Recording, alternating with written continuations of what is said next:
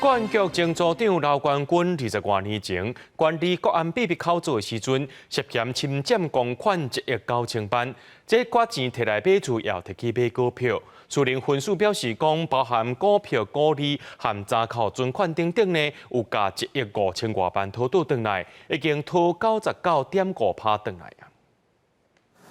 白种杂草摊西，外观真邋遢。国安局前组长刘冠军当初开1000万买一栋厝，登记伫家后的名，即马再经互没收。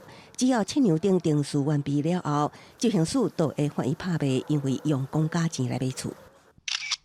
买厝这笔钱只是侵占的一小部分。刘冠军20多年前管理国安秘校，私吞公款约2亿，买厝、买珠宝、买股票，持有90万股联电、46万股华邦电、9万万股文心。迄当时，佮较用每股50块买8张台积电，即马全部拢互兑回。当初我们卖了4档股票，大概都高于那个市场的行情价。然后，尤其台积电当时卖掉，就是一股大概卖了520多元。那总共合计起来，总共争取了1亿5300多万余元。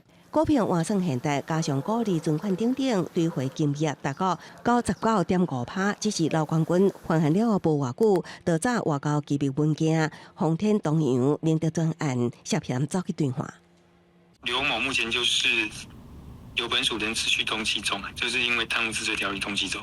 为2000年逃走了后，刘冠军因为涉嫌贪污互通缉，去年国互高检署以盗窃罪嫌发布通缉，多蒙20多年排真侪条罪名，检方要继续侦办，也毋过伊目前伫什么所在行踪悠远毋知影。记者综合报道。